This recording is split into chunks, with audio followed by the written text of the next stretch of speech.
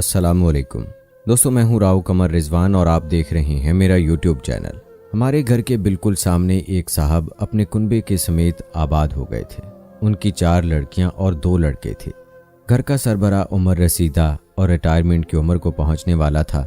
بڑی 3 بیٹیاں جمع سال، جبکہ باقی بچے کم عمر تھے اور اسکول جاتے تھے۔ بڑی لڑکی کا نام دل آرا تھا، جس نے 8ویں کے بعد اسکول چھوڑ دیا تھا۔ اس سے بڑا ان کا بیٹا علی، جو FA پاس تھا اور صبح والد کے ساتھ کام پر چلا جاتا تھا۔ یہ دونوں رات گئے واپس آتے تھے۔ ان کی غیر موجودگی میں تینوں لڑکیاں دل آرا، مبینہ اور ساحرہ مکان کی چھت یا اپنے گھر کے بیرونی دروازے سے باری باری گلی میں جھانکتی نظر آتی تھیں۔ کچھ دنوں تک ان کا یہی طور رہا تو محلے کے نوجوانوں کو بھی سنگن ہو گئی اور چند دل پھینک آوارہ مزاج لڑکے ان کے مکان کے سامنے چکر لگانے لگے۔ لڑکیوں کی ماں گرچہ سیدھی سادی شریف خاتون تھی، اپنی لڑکیوں کو ان کے اس طرز عمل پر ٹوکتی ضرور تھی، جبکہ لڑکیاں اس کو خاطر میں نہ لاتی اور گھر کے کام کو بھی ہاتھ نہ لگاتی۔ سو ماں بیچاری سارا وقت کام میں ہی جتی رہتی تھی۔ اس کو تو سر کھجانے کی فرصت نہ ملتی۔ اتنے بڑے کنبے کا کھانا بنانا، برتن دھونا، گھر کی دیکھ بھال، اوپر سے صفائی ستھرائی، غرض تمام کام ہی اس غریب نے اپنے سر لے رکھے تھے، اور لڑکیاں دن بھر بیکار بیٹھی اوٹ پٹانگ رسالے پڑتی تھیں۔ چند دنوں میں ہی چرچا ہونے لگا کہ دل آرا اور مبینہ نے محلے کے 2 نوجوانوں سے شناسائی کر لی ہے اور اب یہ گھر والوں سے چوری چھپے ان سے رابطے میں ہیں۔ ان کو لڑکوں نے موبائل فون بھی دیے تھے۔ گھر والے تو بے خبر تھے، مگر لڑکوں کی زبانی یہ بات کھلی اور پھر ایک سے دوسرے کے ذریعے تمام محلے میں ان کی باتیں پھیلنے لگیں۔ لڑکیوں کا باپ، جن کو محلے دار صوفی صاحب بلاتے تھے، وہ بیچارہ صوم و صلات کا پابند اور نہایت نیک انسان تھا۔ دگنی محنت مشقت کر کے کنبے کا خرچہ بمشکل پورا کر پاتا تھا۔ اس نے خود پر زندگی کا ہر عیش و آرام حرام کر لیا تھا تاکہ اس کے بچے پڑھ لکھ جائیں اور معاشرے میں عزت کا مقام پائیں۔ غریب آدمی کے پاس سوائے عزت کے اور ہوتا بھی کیا ہے؟ چاچا صوفی غریب کو کیا خبر کہ جس عزت کی خاطر وہ اس بڑھاپے میں اپنی جان کھلا رہا ہے، اس کو اس کی بیٹیاں بے دردی سے خاک میں ملائے دے رہی ہیں۔ وہ محلے کے اوباشوں سے تحفوں اور موبائل فون کی خاطر پینگیں بڑھا چکی تھی۔ میں محلے کی لڑکیوں سے ان کے بارے میں طرح طرح کی سٹوریاں سنتی تھی۔ ان لڑکیوں کو ہمارے یہاں آنے کی یوں بھی اجازت تھی کہ میری والدہ شام کو جب فارغ ہوتیں 1-2 گھنٹے ان بچیوں کو قرآن مجید پڑھاتیں اور سپارہ بھی یاد کراتی تھیں۔ یوں میرا باہر کی دنیا سے رابطہ رہتا تھا، وگرنہ مجھ کو تو گھر سے باہر جانے یا محلے کے گھروں میں پھرنے کی قطعی اجازت نہ تھی۔ انسان کی فطرت ہے کہ جو معاملات مخفی ہوں ان کی ٹوہ میں رہتا ہے۔ میں صوفی صاحب کے گھر میں نہیں جاتی تھی، لیکن ان کی لڑکیوں کو چھت پر چڑھا دیکھتی تھی۔ صحن میں جب بیٹھی ہوتی انہیں چھت کی منڈیر سے گلی میں جھانکتا پاتی، لگتا تھا کہ سوائے تاک جھانک کے ان کو کوئی دوسرا کام نہیں ہے۔ یہ معاملہ 6 ماہ ہی چلا ہوگا کہ ان لڑکوں کو پولیس پکڑ کر لے گئی۔ سنا کہ انہوں نے محلے کی ایک دکان سے موبائل چوری کیے تھے۔ اس ڈرامے کی بازگشت ابھی گونج رہی تھی کہ پڑوسیوں نے دیکھا محلے کے ایک سبزی فروش کا لڑکا چاچا صوفی کے گھر کے سامنے چکر لگاتا نظر آتا ہے۔ میرے چھوٹے بھائی قمر نے بتایا، باجی بہرام چاچا صوفی کے گھر میں سبزی پھل فروٹ دینے آتا ہے۔ کچھ اور بھی خرد و نوش کا سامان چاچا کی بیٹیاں اس سے منگواتی تھیں۔ جب یہ سامان بہرام کے ذریعے تواتر سے دل آرا کے گھر سپلائی ہونے لگا تو لوگوں کے پھر سے کان کھڑے ہو گئے۔ اب ایک نہیں 2 لڑکے ہمہ وقت ان کے گھر کے سامنے منڈلاتے نظر آتے۔ اس معاملے کو بھی سمجھنے میں دیر نہ لگی۔ محلے والوں نے دانتوں میں انگلیاں داب لیں۔ صوفی صاحب کی شرافت کے سبب ابھی تک سبھی خاموش تماشائی بنے ہوئے تھے۔ کسی نے نہ تو کوئی نازیبا بات ان لڑکیوں کے بارے کہی اور نہ صوفی صاحب کو ہی شکایت کر کے شرمندہ کیا۔ وہ چاہتے تھے اپنے طور پر ان لڑکیوں کو ہی سمجھا بجھا کر اس معاملے کو ختم کرا دیں۔ ہوا بھی ایسا ہی کہ 2-3 معزز محلے دار سبزی فروش کے پاس گئے اور اس کو اس کے لڑکے کے کرتوت سے آگاہ کیا کہ میاں تم کدھر رہتے ہو؟ اگر ایسے ہی معاملہ چلتا رہا تیری تو دکان بیٹھ جائے گی۔ بیچارہ سبزی فروش یہ سن کر بوکھلا گیا۔ اسے علم ہی نہ تھا کہ اس کا لڑکا دکان کا مال اس بے دردی سے لٹا رہا ہے۔ دوپہر کو جب وہ کھانا کھانے گھر جاتا تو بہرام باپ کو دکان پر موجود نہ پا کر ہاتھ سیدھا کر لیتا۔ تو 3 ماہ بعد ہی یہ سلسلہ بھی ختم ہوا، کیونکہ سبزی والے نے اپنے لڑکے کی خوب پٹائی کی اور اسے اس کے ماموں کے گاؤں بھجوا دیا۔ یہ قصہ بھی تمام ہوا۔ مگر جہاں دل آرا اور مبینہ جیسی چھوکریاں ہوں वहाँ रोज नित नए किस्से जन्म लेते ही रहते हैं। उन्होंने उसके बाद अगले मोहल्ले में कायम एक सिलाई सेंटर में दाखिला ले लिया।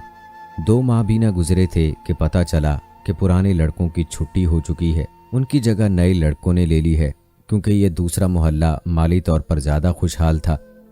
अब तमाम खिदमात ये नए परस्तार पूरी कर रहे थे।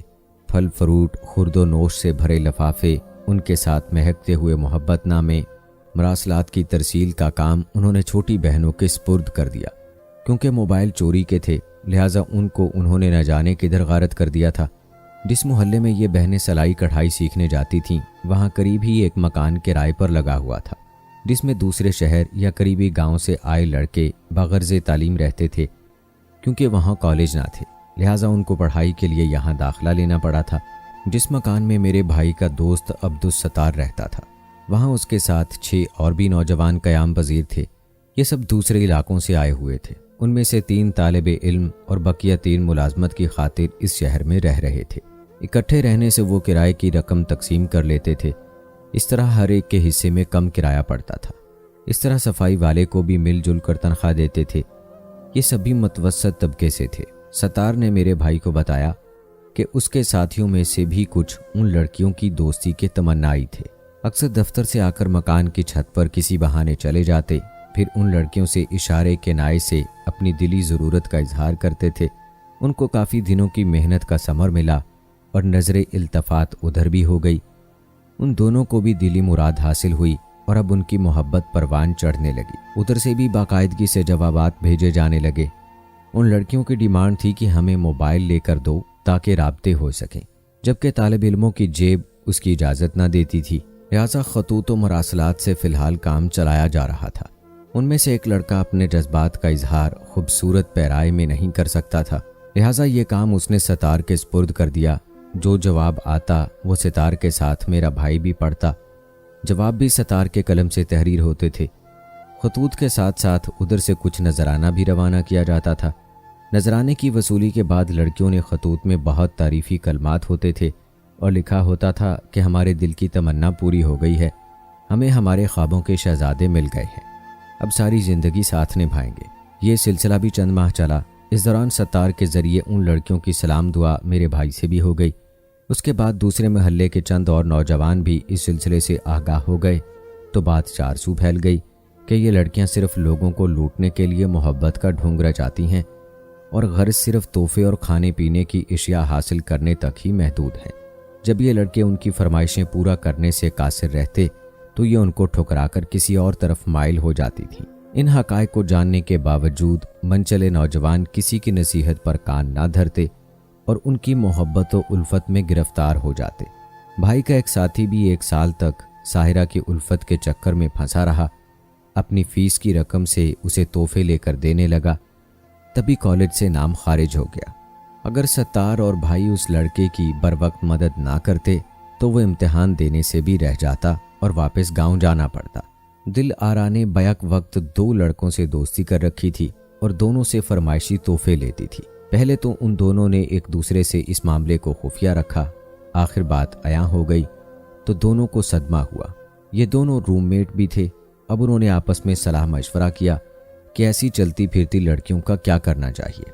क्या इनको सबक न सिखाना चाहिए जो हर किसी को बेवकूफ़ बनाकर अपना उल्लू सीधा करती हैं। एक दिन उन लड़कों ने अपने बाकी साथियों को भी राज में शामिल किया और सबसे सलाह मशवरा किया कि ये लड़कियां कब से हमको बेवकूफ़ बना रही हैं, तो क्यों ना हम भी दानिशमंदी से काम लें और इनको सबक सिखाएं ताकि इनको दोबारा इस मोहल्ले के किसी नौजवान को बेवकूफ़ बनाने की हिम्मत ही ना हो।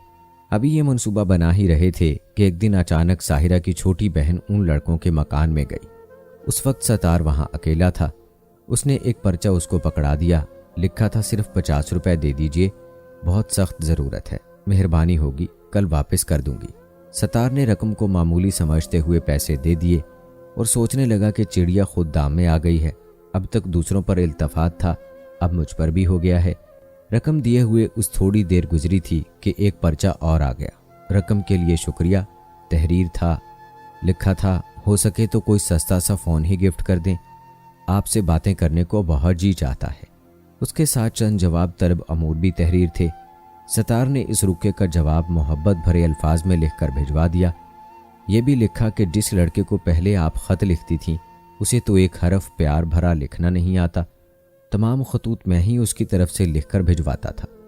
ویسے بھی وہ بیچارہ ایک غریب کسان کا بیٹا ہے، جبکہ میری جیب اجازت دیتی ہے کہ آپ کی مہنگی فرمائشیں پوری کر دوں۔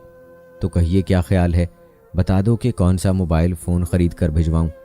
دوسرے روز مبینہ نے پھر ایک لیٹر بھجوایا جس میں ستار کی تعریف کے ساتھ فوراً دوستی کا ہاتھ فراغ دلی سے بڑھانے کی پیشکش درج تھی۔ اس خط میں بھی ایک عدد موبائل کی فوری فرمائش تھی جو ستار نے نیا خرید کر اسے بھجوا دیا۔